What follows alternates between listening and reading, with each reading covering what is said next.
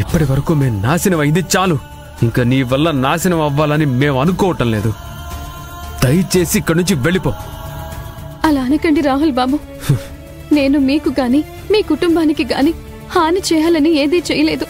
అపకారం తలపెట్టాలి అని ఎప్పుడూ అనుకోలేదు.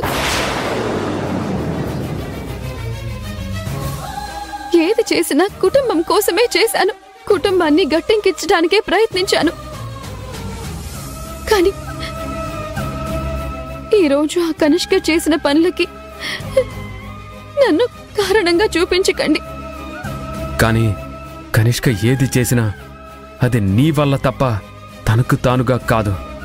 నువ్వు రెచ్చగొట్టడం వల్లే కనిష్క రెచ్చిపోయి ఇలాంటి పనులు చేస్తుంది.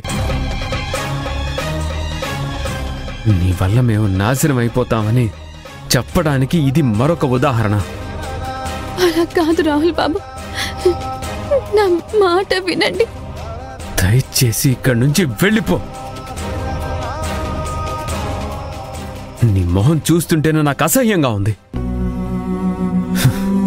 కడలి పొంగే కెరటమా, అంతు చిక్కని కావ్యమా, మదిలో నిలిచి నవ్వే తీరమా,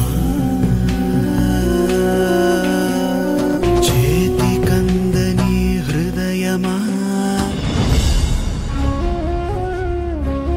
నిన్ను చూస్తుంటే నవ్వాలో ఏడవాలో ఏమర్థం అవట్లేదు. ఏం జన్మనిది? మగుడు అసహించుకుంటున్నాడు, మొహం చూస్తేనే చిరాకు పడుతున్నాడు. ఇలాంటి భర్త ఏ ఆడదానికి రాకూడదు. వెళ్ళు వెళ్ళు.